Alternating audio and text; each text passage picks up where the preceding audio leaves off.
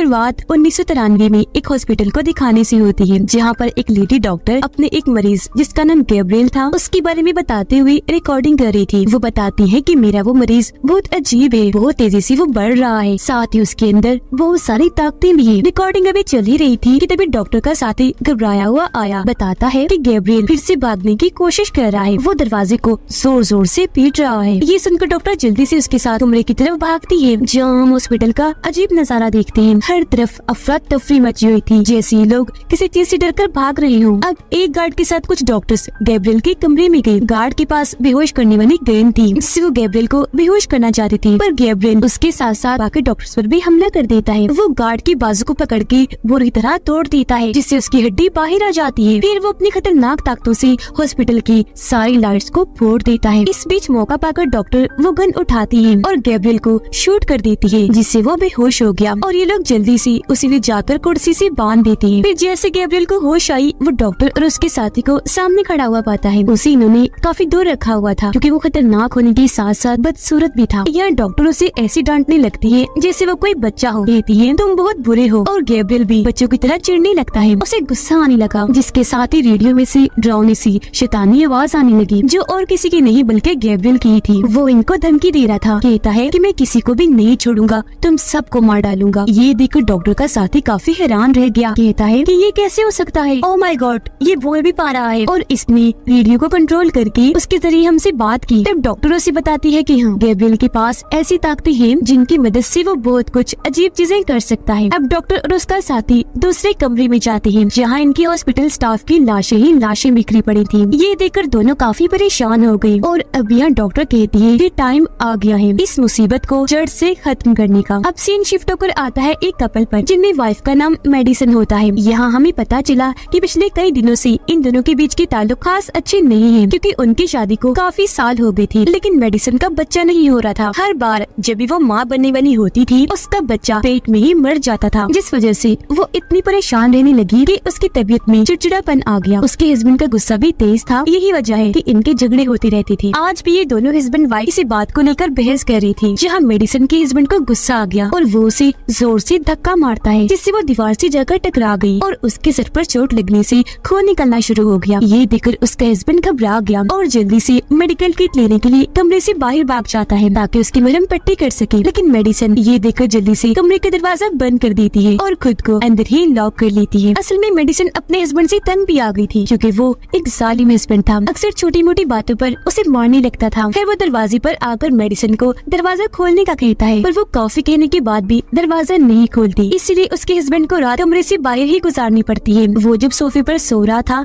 तो उसे ऐसा महसूस होता है जैसे किचन में कोई मौजूद है। वो जब चेक करने गया तो हैरत, वहाँ मिक्सर मशीन चली हुई थी, फ्रिज भी खुला हुआ था और टीवी भी ऑन था, लेकिन वहाँ कोई था नहीं। उसका हस्बैंड अब ये सब देख ही रहा था कि तभी उसके पीछे से कोई काले रंग का साया आकर खड़ा हो जाता है और उस पर हमला कर देता है। उसे पकड़कर दीवार पर उसका सर देकर मारता है, जिसके साथ ही एकदम से मेडिसन की आंख खुल जाती है और यहाँ हम समझ पाए कि हमला जो भी अभी हुआ वो मेडिसन का सपना था। वो काफी घबराई हुई थी, उसे अपने हस्बैंड की फिक्र होने लगी, इसलिए वो जल्दी से कमरे का दरवाजा खोलकर बाहर आती है अपने हस्बैंड को देखने के लिए। पर सामने जो उसने देखा, उसे देखकर तो उसके होश उड़ गई, क्योंकि वहाँ उसके हस्बैंड की लाश पड़ी हुई थी, वो भी बहुत बुरी हालत में। उस काले साई ने उसे मारकर पूरे जिस्म की हड्डियों को तोड़ मरोड़ कर उसे यहाँ फेंका हुआ था। हर तरफ खून ही खून बिखरा पड़ा था, जिससे मेडिसन की हालत और खराब हो जाती है। वो अपने हस्बैंड की लाश को देख ही रही थी कि तभी पीछे से वो एक काले रंग का साया निकलकर बाहर आ जाता है और वो मेडिसन की तरफ बढ़ने लगा। उस पर हमला करने के लिए वो काफी डर गई, जल्दी से भागने लगती है। इससे पहले कि वो मेडिसन पर हमला करता, वो अपने कमरे में आकर फौरन दरवाजा बंद कर देती है। जोर से दरवाजे पर हाथ रख के खड़ी हो जाती है। तब वो काला साया वहाँ आकर दरवाजा तोड़ने की कोशिश करने लगा। मेडिसन दरवाजे को रोकने की कोशिश करती है, लेकिन वो साया दरवाजा तोड़ ही देता है। अब झटके से मेडिसन दरवाजे के साथ दूर जाके गिरी और वहीं पर बेहोश हो जाती है। अब अगले सीन में मेडिसन को हॉस्पिटल में होश आती है। उसने जब आंखें खोली तो सामने उसकी बहन बैठी थी, जो पहले तो मेडिसन का हाल पूछती है कि तुम ठीक हो, फिर उसे बताती है कि दो बुरी खबरें हैं। मुझे बड़े अफसोस के साथ कहना पड़ रहा है कि इस हादसे की वजह से तुम्हारे पेट में पल रहा बच्चा मारा गया, और दूसरी बुरी खबर कि तुम्हारा हस्बैंड भी बच नहीं पाया, उसकी भी बहुत दर्दनाक मौत हो गई है।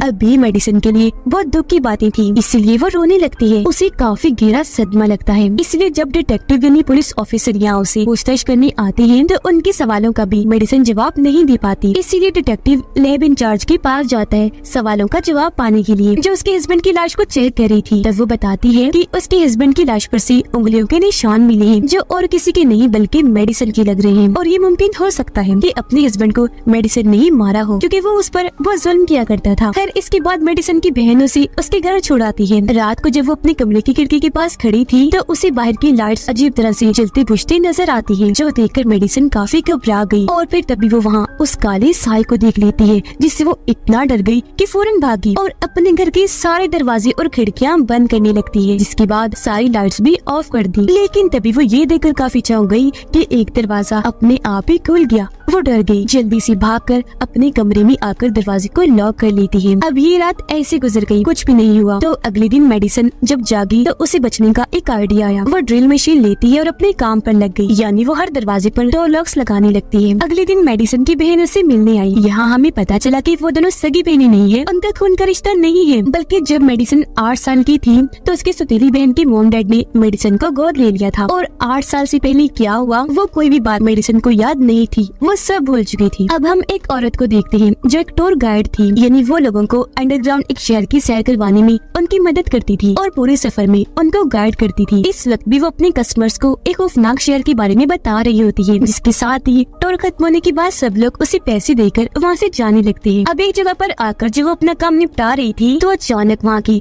सारी लाइट्स जलने बुझने लगती हैं और देखते ही देखते लाइट्स ऑफ होने लगी। टूर गाइड को लगता है कि वहाँ कोई है, तो वो चेक करने उस तरफ जाने लगी। उसकी नजर जब छत पर गई तो वहाँ एक डरावना सा क्रिएचर बैठा था। इसे देखकर वो बहुत डर गई। इससे पहले कुछ समझ पाती वो झट से नीचे आया, एकदम से उस पर हमला कर देता है। अब जब टूर गाइड को होश आई तो वो खुद को अजीब सी जगह पर बंधा हुआ पाती है। उसके मुंह पर टेप लगाई हुई थी और दोनों बाजों को रस्सियों से बांधा हुआ था। यहाँ एक रेडियो भी रखा हुआ था, जो शुरुआत वाले रेडियो जैसा ही लग रहा था और उसमें वो शैतानी आवाज थी जो हमने शुरुआत में सुनी। और क्योंकि वो आवाज तो गैब्रियल की थी तो यहाँ हमें ये समझने में देर नहीं लगती कि ये क्रिएचर और कोई नहीं बल्कि गैब्रियल ही है। वो फिर टूर गाइड के पास आया और उसे कहने लगता है कि बहुत जल्द मैं तुम्हें भी मार दूंगा, लेकिन तुमसे पहले मुझे उस लेडी डॉक्टर से निपटना है। अब वो लेडी डॉक्टर जब अपने घर में थी तो उसे गैब्रियल की कॉल आती है, जो उसे याद करवाता है कि मैं वही मरीज हूँ जिसे तुमने कैद किया हुआ था, ताकतों वाला, तुम जिसे बच्चों की तरह डांट रही थी। वो अपने बारे में सब बता तो देता है, पर लेडी डॉक्टर समझ नहीं पाती क्योंकि वो पहचान ही नहीं पाते कि ये गैब्रियल ही है। फिर कॉल काटने के बाद वो अपने ऑफिस आकर एक फाइल ढूंढने लगी। उन्हें वो फाइल मिल भी गई, जिसे खोलने पर अंदर से एक छोटी बच्ची की तस्वीर निकलती है, जिसकी उम्र तकरीबन 8 साल थी। मेडिसिन अपने घर में थी कपड़े धोने के लिए। जब वो मशीन खोलती है तो वहाँ उसे लेडी डॉक्टर की परछाई दिखाई देती है,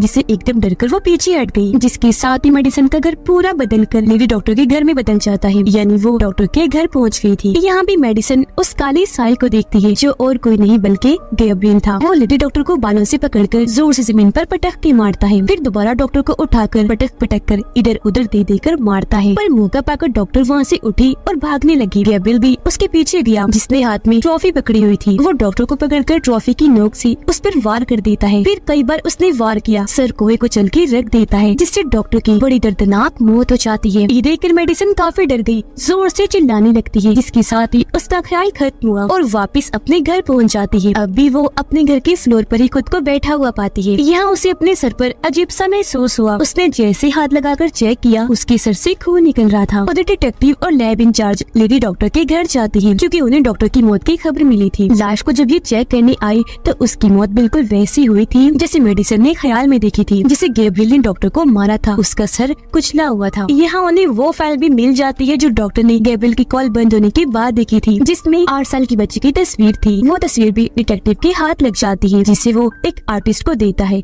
ये कहते हुए कि इस बच्ची की तस्वीर को 30 साल आगे के टाइम में ले जाओ और फिर उसका प्रिंट हमें निकाल कर दिखाओ कि 30 साल के बाद इसकी शक्ल कैसी दिखती है।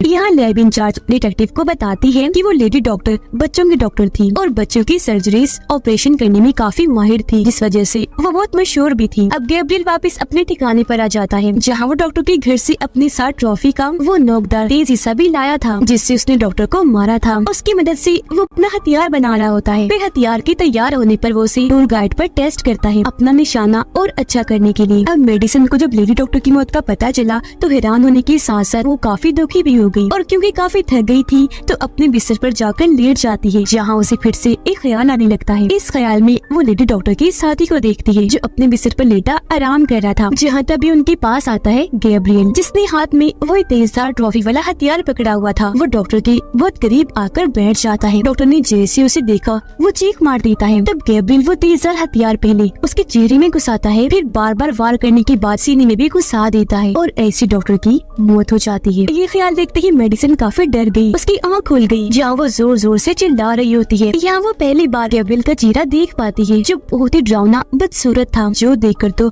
उसकी हालत इतनी खराब हो गई कि वो फौरन उठकर चीखने लगती है। वो खुद को अपने कमरे में पाती है, जहाँ ख्याल से बाहर आने के बाद उसके तकिए पर खून पड़ा हुआ था। अब उसके चिल्लाने की आवाज सुनकर उसकी बहन फौरन यहाँ आई। तब मेडिसिन उसे बता देती है कि मुझे काफी अरसे से बहुत डरावने सी ख्याल आ रही है, और जो कुछ भी मैं ख्यालों में देखती हूँ वो हमेशा सच हो जाता है। जिसके बाद ये दोनों बहनें पुलिस स्टेशन गयी। यहाँ इनकी मुलाकात डिटेक्टिव और लैब इंचार्ज से हुई। यह मेडिसिन उन्हें भी बताती है कि मेरे डरावने ख्याल सच हो जाते हैं। मैंने लेडी डॉक्टर की साथी की मौत का भी कुछ देर पहले ही ख्याल देखा, जो हॉस्पिटल के सामने वाली बिल्डिंग में हुआ, जहाँ वो रहा करती थी। अब ये सुनकर ये लोग जल्दी से उनके घर जाते हैं, जहाँ सच में डॉक्टर साथी की लाश मिल जाती है। वो भी बिल्कुल वैसी जैसे उसने ख्याल में देखी थी, जैसे गैब्रियल ने उनके चेहरे पर वार किया था। उनके चेहरे की बुरी हालत थी और पूरा बिस्तर खून से तर था। ये देखकर डिटेक्टिव और लैब इंचार्ज काफी दंग रह गए, जिसके बाद वापस पुलिस स्टेशन आ जाते हैं। मेडिसिन और उसकी बहन को कहते हैं कि आप कुछ देर यहाँ पुलिस स्टेशन में ही रुक जाइए, कुछ पूछताछ करनी है। अब जब मेडिसिन वॉशरूम में जाती है तो एक अनजान नंबर से उसके पास कॉल आती है, जो गैब्रियल की थी, जिसमें वो कहता है कि तुम्हारा नाम मैं अपनी मर्जी से रखूंगा, क्योंकि तुम मेरी बहन हो, मैं तुम्हारा भाई हूँ, और अब मैं इतने सालों के बाद वापस लौट आया हूँ तुम्हारा और अपना बदला लेने के लिए, जिसमें मैं मासूम और गुनाहगार लोगों सबको मारूंगा। ये सुनकर मेडिसिन काफी घबरा गई। वो अपनी बहन के पास आई और ये दोनों फौरन पुलिस स्टेशन से चली जाती है। उनके जाने के बाद डिटेक्टिव आर्टिस्ट की भेजी हुई फाइल देखने लगता है, जिसमें उसने बच्चे की तस्वीर को बदल दिया था। यहाँ हम ये देखकर काफी दंग रह जाते हैं कि 30 साल आगे के टाइम में उस बच्चे की तस्वीर को बदलकर मेडिसिन का चेहरा सामने आता है। अब वो दोबारा से इस फाइल को पढ़ता है, जहाँ उसे पता चला कि मेडिसिन की सौतेली मोम ने उसका इलाज करवाने के लिए उसे लेडी डॉक्टर के हॉस्पिटल में दाखिल करवाया था। इस लेडी डॉक्टर की अब मौत हो गई है, जहाँ मेडिसिन का इलाज उस लेडी डॉक्टर के साथ साथ उसके 2 साथियों ने किया था। पर अब क्योंकि लेडी डॉक्टर और उनकी एक साथी की तो मौत हो गई है, तो जो तीसरी डॉक्टर थी जो अभी जिंदा थी, वही डिटेक्टिव को सारी सच्चाई बता सकती थी। इसी सोच के साथ डिटेक्टिव उस डॉक्टर से मिलने उनके घर के लिए निकल जाता है। मेडिसिन और उसकी बहन अपनी मोम के पास पहुंची, जहां उनकी मोम बताती है कि जब मेडिसिन छोटी थी तो इसका एक ख्याली दोस्त था जो सिर्फ इसी नजर आता था, जिसका नाम गैब्रियल था। उनका ये बताना ही था कि फिर से मेडिसिन को ख्याल नजर आता है, जिसमें वो तीसरी डॉक्टर के पास गैब्रियल को देखती है, जो डॉक्टर को मारने आया था जब वो बाथ टब में लेटे नहा रही थी। इतनी ही देर में यह डिटेक्टिव भी आ गया, जो गन को सामने करते हुए डॉक्टर की तरफ बढ़ रहा था, लेकिन तभी ऊपर से गैब्रियल आकर उस पर हमला कर देता है और उसे नीचे लिटा लेता है। यह डिटेक्टिव भी उसका इतना भयानक चेहरा देखकर डर गया, जिससे वो बेकाबू हो गया। इस चीज का फायदा उठाकर गैब्रियल उस पर बार बार वार करने की कोशिश करता है, लेकिन हर बार वो बचता रहता है। फिर डिटेक्टिव उस पर वार करके दूर फेंक के मारता है और अंधाधुंध गोलियां उस पर चलाने लगता है, लेकिन गैब्रियल किसी तरह यहाँ से भाग जाता है। हालांकि डिटेक्टिव उसके पीछे गया, लेकिन वो फिर भी उसके हाथ नहीं लग पाया। अब डॉक्टर की जान तो बच गई, लेकिन इसी के साथ मेडिसिन अपने ख्याल से बाहर आ जाती है। अगले दिन डिटेक्टिव और लैब इंचार्ज अपने साथ एक दिमाग के डॉक्टर को लाती है, ताकि वो थेरेपी करके मेडिसिन की पुरानी यादों को खोल सके, जो सारी चीजें वो भूल चुकी है। थेरेपी के दौरान मेडिसिन बताती है कि जब मैं छोटी थी तो गैब्रियल की हरकतों की वजह से मुझे डांट पड़ती थी। वो मुझसे उल्टे सीधे काम करवाया करता था, जिसके साथ ही मेडिसिन यहाँ अपने बचपन की एक कहानी सुनाती है कि एक दिन मेरे पास गैब्रियल की कॉल आई, जिसने मुझे कहा कि अपनी आंखें बंद करो, तुम्हारे सामने एक केक रखा है जिसे तुम बड़े से चाकू से काट कर अपनी मोम को दो। पर जब मैंने आंखें खोली तो मेरे सामने कोई केक वेक नहीं था, बल्कि मेरे सामने मेरी मोम का पेट था। और गैब्रियल मुझे कह रहा था कि तुम अपनी मोम का पेट काट दो ताकि तुम्हारी मोम के पेट में जो बच्चा है वो मर जाए। तभी मेरी मोम की आंख खुल गई और जब उन्होंने मुझे ऐसे देखा तो वो चीखने लगती है। अब प्रेजेंट टाइम इन्हीं मौजूदा वक्त में मेडिसिन जब ये बातें बता रही होती है वो भी चिल्ला रही थी। और वो टूर गाइड जिसे गैब्रियल ने पकड़ा हुआ था वो किसी तरह खुद को उसकी कैद से आजाद कर लेती है और वहाँ से भागी बाहर निकलने का रास्ता ढूंढ रही होती है। लेकिन तभी उसका पैर फ्लोर पर अटक गया और वो नीचे की तरफ जाने लगी। अब जहाँ मेडिसिन और बाकी लोग बैठे थे वहाँ के ऊपर का फ्लोर टूटता है और टूर गाइड वहाँ से नीचे आगे गिरती है, जिससे हम समझ पाते हैं कि गैब्रियल ने टूर गाइड को मेडिसिन के ऊपर वाले फ्लोर पर कैद किया हुआ था। थोड़ी ही देर में यहाँ पुलिस आई छानबीन करने, जो मेडिसिन को गिरफ्तार कर लेती है क्योंकि उन्हें ऊपर वाले फ्लोर से गैब्रियल के कपड़े और हथियार वगैरह मिले थे, जिससे सबको यही लगता है कि गैब्रियल मेडिसिन ही है और कोई गैब्रियल नहीं है इसके अलावा। और मेडिसिन ही है जो बचपन से दो पर्सनैलिटीज के साथ अपनी जिंदगी गुजार रही है, एक तो है मेडिसिन की जबकि दूसरी अपने ख्याली दोस्त गैब्रियल की। पर यहाँ डिटेक्टिव इस बात से इत्तेफाक नहीं करता, वो सोच में गुम था क्योंकि उसने तीसरे डॉक्टर के घर पर मेडिसिन के अलावा गैब्रियल को देखा था। क्या गिरफ्तार करने के बाद डिटेक्टिव और लैब इंचार्ज मेडिसिन से पूछताछ करने लगे, जहाँ वो बताती है कि गैब्रियल बहुत खतरनाक है। पूछताछ चल ही रही थी कि तभी डिटेक्टिव के पास गैब्रियल की कॉल आती है, जो अब खुद बताता है कि हाँ मैं मेडिसिन का ख्याली दोस्त हूँ। तभी यहाँ मेडिसिन जोर जोर से चिल्लाने लगी, जिस वजह से आसपास के सारे बल्ब टूट जाते हैं और अब मेडिसिन को सेल में बंद कर दिया जाता है। मेडिसिन की सौतेली बहन अपनी मोम से उस हॉस्पिटल का एड्रेस लेती है जहाँ बचपन में मेडिसिन को इलाज के लिए दाखिल करवाया था, यानी लेडी डॉक्टर की हॉस्पिटल। अब वैसे तो ये हॉस्पिटल बंद हो गया था, पर उसकी बहन को भरोसा था कि वहाँ से जरूर कुछ तो पता लगेगा, तो इस भरोसे के साथ ही वो हॉस्पिटल के लिए निकल जाती है। हॉस्पिटल आने पर वो वहाँ चेक करने लगी, जहाँ उसे मेडिसिन से जुड़ी कुछ रिकॉर्डिंग्स मिलती हैं, जिन्हें वो अपने साथ घर ले आती है। उन रिकॉर्डिंग्स को चेक करने पर उसकी बहन को पता चला कि मेडिसिन की असली मोम और कोई नहीं बल्कि टूर गाइड है। जी हाँ, जो फ्लोर पर से गिरने की वजह से जख्मी थी और अब उन्हें हॉस्पिटल में दाखिल किया हुआ था। आगे रिकॉर्डिंग चेक करने पर वो देखती है कि मेडिसिन की पिछली साइड से एक अजीब सा क्रिएचर जुड़ा हुआ था। तब यहाँ रिकॉर्डिंग में लेडी डॉक्टर बताती है कि मेडिसिन जो अपने मोम के पेट में थी तो हमने देख लिया था कि उसका जुड़वा भाई भी है, लेकिन यहाँ एक मुसीबत थी कि वो मेडिसिन के साथ जुड़ा हुआ था। अब उसका जुड़वा भाई और कोई नहीं बल्कि गैब्रियल ही था। वो बताती है कि जब मेडिसिन पैदा हुई थी तो हमने उन दोनों को ऑपरेशन करके अलग अलग करना चाहा, जिससे मेडिसिन तो आराम से अलग हो गई, नॉर्मल थी, लेकिन उसका भाई नहीं हुआ। वो ऐसे क्रिएचर की तरह अजीब सा पैदा हुआ और उसके साथ ही आधा जुड़ा रहा। और क्योंकि दोनों का दिमाग और रीढ़ की हड्डी एक ही थी, इसलिए हमने गैब्रियल को मेडिसिन के अंदर से सारा नहीं निकाला, बल्कि जितना निकाल सकते थे बस उतना ही निकाला, बाकी अंदर रहने दिया, क्योंकि ऐसी मेडिसिन की जान को खतरा हो सकता था। और उसके दिमाग का ऑपरेशन करके बंद कर दिया, जिससे गैब्रियल आधा उसके अंदर ही रह गया। यहाँ डॉक्टर ये भी बताती है कि गैब्रियल खास किस्म का बच्चा था, उसके पास अनोखी ताकतें थी। वो आसपास की सिग्नल्स और वेव्स लहरों को कंट्रोल कर सकता था। तभी उसने रेडियो की सिग्नल्स को कंट्रोल करके शुरुआत में कहा था कि मैं तुम सबको मार दूंगा। फिर एक दिन गैब्रियल ने मेडिसिन को कंट्रोल करके हॉस्पिटल में तबाही मचा दी। इन्हीं शुरुआत में और डॉक्टर जिस मुसीबत को जड़ से खत्म करने की बात कर रही थी वो और कोई नहीं बल्कि गैब्रियल था। इससे वो आधा तो निकाल पाई, लेकिन दिमाग को अलग करने में नाकाम रही। अब गैब्रियल हमेशा से ही मेडिसिन के दिमाग में रहा और जब जब मेडिसिन ख्यालों में गैब्रियल को देखती है वो सब कुछ असल में गैब्रियल का ही दिमाग कह रहा होता है, क्योंकि दोनों का दिमाग एक जो था बस जिस मेडिसिन का होता है। और उस दिन जब उसके हस्बैंड ने उसे दीवार से देकर मारा, जब सर से उसका खून निकलने लगा, उस दिन से ही गैब्रियल दोबारा जाग गया। ये सारी रिकॉर्डिंग्स देखने के बाद उसकी बहन डिटेक्टिव से मिलने के लिए निकल जाती है ताकि उसे सारी सच्चाई बता सके। उधर मेडिसिन जो अपने सेल में बंद थी तो सेल की बाकी लड़कियां उसे परेशान करने लगी, जिसके बाद वो उसे मारने लगती है। ऐसा होने से मेडिसिन की तबीयत खराब होने लगी, उसके मुंह और सर से खून बहने लगता है, आसपास की लाइट्स भी खराब होने लगती है। यहाँ हम पहली बार ये भयानक नजारा देख पाते हैं कि मेडिसिन के सर से उसका सर चीरकर गैब्रियल बाहर आ रहा है, जो पूरी तरह मेडिसिन को अपने कंट्रोल में कर लेता है और वो खुद ही अपना सर चीरने लगती है। ये देखकर सारी लड़कियों का बुरा हाल हो जाता है, वो डर की वजह से चिल्लाने लगती है। वो अब गैब्रियल के कंट्रोल में थी, जो एक लड़की के पास जाकर उसकी गर्दन पर मारती है, जिससे उसका खून निकलने लगता है। फिर एक एक करके जो कोई भी उसके पास आ रहा था बड़ी आसानी से वो सबको उठा कर फेंक कर मार रही थी। एक की वो बाजू तोड़ देती है तो एक के पेट में अपना हाथ घुसाकर आर पार कर देती है, फिर उठाकर उसे दूर फेंक के मारती है। फिर एक लड़की को गिराकर उसके सर पर अपना पैर रख के कुचल देती है।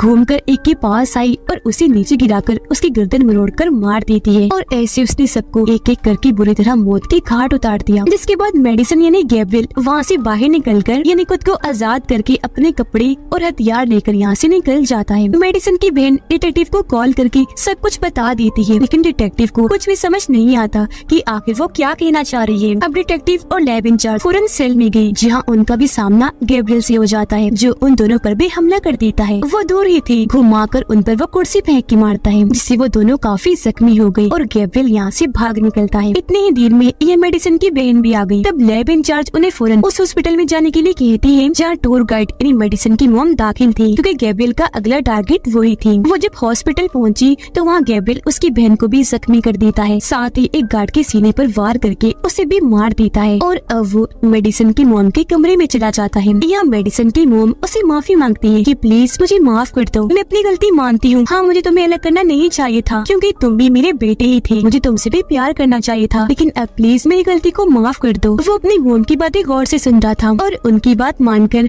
हथियार नीचे कर लेता है। उनकी बात यह बनने ही वाली थी कि तभी यहाँ डिटेक्टिव आकर उसे शूट करने लगता है, पर मेडिसन की बहन डिटेक्टिव को ऐसा करने से मना करने लगती है। इससे गैब्रियल भड़क गया और डिटेक्टिव पर दूर से वो तेजधार हथियार फेंक के मारता है, जो सीधा डिटेक्टिव के सीने में लगा और उसकी वहीं मौत हो गई। अब ये सब कुछ मेडिसन दूसरी साइड से देख तो पा रही थी, पर उसे बचाने के लिए कुछ कर नहीं सकती थी, क्योंकि उसे तो गैब्रियल ने कंट्रोल किया हुआ था। जिसके बाद मेडिसन की बहन गन उठाकर उसे गैब्रियल की तरफ कर देती है और कहने लगी कि निकलो इसके अंदर से, ये मेरी बहन है। जो सुनकर गैब्रियल को गुस्सा आ गया, कहता है कि नहीं, ये तुम्हारी बहन नहीं है, जो कहकर वो बेड को उठाकर उसकी तरफ फेंकता है और यहाँ मेडिसन की बहन उस बेड के नीचे दब जाती है। फिर वो उसके पास आकर कहने लगा कि मैं बचपन से ही तुम्हें मारना चाहता था, पर हर बार तुम बचती रही। यहाँ उसकी बहन मेडिसन को आवाज लगाकर उसे मदद मांगती है और मेडिसन को गैब्रियल के खिलाफ भड़काने लगी ताकि वो गैब्रियल पर काबू पा सके। कहती है कि गैब्रियल ही वो है जिसकी वजह से तुम माँ नहीं बन पा रही, जब भी तुम माँ बनने वाली होती हो ये तुम्हारे बच्चे को पेट में ही मार देता है। ये सुनकर मेडिसन को काफी गुस्सा आने लगा और अब वो गैब्रियल पर काबू पाने की कोशिश करने लगती है। इसके बाद हम देखते हैं कि गैब्रियल ने मेडिसन की बहन को गन से शूट करके पहले उसे मारा, फिर मेडिसन की मॉम का गला घोंटकर उनकी भी जान ले ली। जिसके बाद गैब्रियल अपने सामने मेडिसन को पाता है, क्योंकि मेडिसन ने आखिरकार अपने दिमाग पर काबू पा ही लिया था और अब सब कुछ उसके हिसाब से हो रहा था। यानी कि मेडिसन की बहन और उसकी मॉम की मौत बस एक ख्याल थी, जो मेडिसन अब गैब्रियल को दिखा रही थी, जैसे वो पहले मेडिसन को दिखाया करता था, क्योंकि असल में उसकी मॉम और बहन जिंदा थी। यहाँ वो पहली बार गैब्रियल की आंखों में आंखें डालकर उसे बात करती है, कहने लगी कि मेरे जिस्म और दिमाग पर सिर्फ मेरा हक है और अब से इन पर सिर्फ मेरा ही कंट्रोल होगा, और अगली बार अगर तुमने फिर से मुझे कंट्रोल करने की कोशिश की तो सुन लो, मैं भी उसके लिए तैयार हूँ। उसका ये कहना ही था कि मेडिसन का खुला हुआ सर बंद हो गया और वो वापस अपने होश में आ गई और अब उसने गैब्रियल को अपने अंदर से निकालकर हमेशा हमेशा के लिए जेल में बंद कर दिया था। होश में आने पर वो अपनी बहन को बेड के नीचे से निकालती है, जो कब से वहाँ दबी हुई थी पर खुशकिस्मती से जिंदा थी। उसकी जान बचाने के बाद मेडिसन उसे गले से लगा लेती है, कहने लगी कि सिर्फ खून के रिश्ते ही सब कुछ नहीं होते, बल्कि हमेशा वो आपकी होती है जो आपके साथ रहेंगे, आपका ख्याल रखती है, और तुम ही मेरी बहन हो, हमेशा रहोगी। बेशक हमारा खून एक नहीं, मैं हमेशा तुमसे प्यार करूंगी, तुम मेरी बहुत अच्छी बहन हो। ये बातें करते हुए दोनों बहनें जज्बाती हो गई और एक दूसरे के गले से लगकर रोने लगती है। उनकी मॉम भी उन्हें देखकर काफी खुश हो रही थी, क्योंकि अब वो गैब्रियल से आजाद थी और हमेशा अपनी जिंदगी हंसी खुशी गुजारेंगी। और इसी के साथ इस फिल्म की कहानी इधर ही खत्म हो जाती है। Let's go. Yeah. I'm like an addict, do I gotta have it. I ain't even playing, got a really bad habit. If it moves, gotta grab it. Fuse like a magnet, lose, won't have